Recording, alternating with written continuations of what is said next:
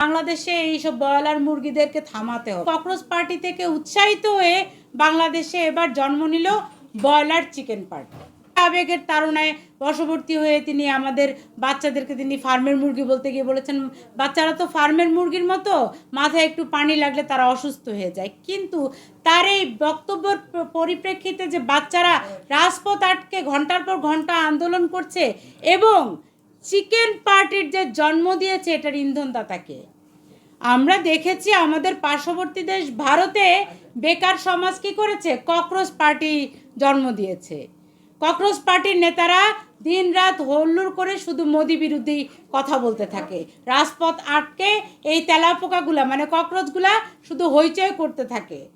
তো ককরোচ পার্টির মতো দেখা দেখি ককরোচ পার্টি থেকে উৎসাহিত হয়ে বাংলাদেশে এবার জন্ম নিল ব্রয়লার চিকেন পার্টি। তো এই ব্রয়লার চিকেন পার্টির যোগসূত্রটা কোথায়?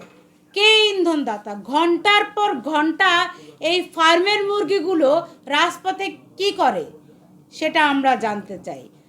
আমাদের মনে হচ্ছে যে এই শিক্ষামন্ত্রীর এক বক্তব্যকে কেন্দ্র করে আবারও 24শে জুলাইকে বাংলাদেশে নিয়ে আসার চেষ্টা করছে কিছু শিক্ষার্থী।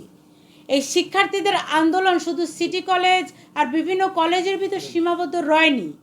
এই শিক্ষার্থীদের আন্দোলনের ভিতর ঢুকে গেছে তৃতীয় শক্তি, তৃতীয় পক্ষ, দেশ বিরোধী শক্তি। মাদ্রাসার বেশ কিছু ছাত্র ছাত্রী এখানে আছে এবং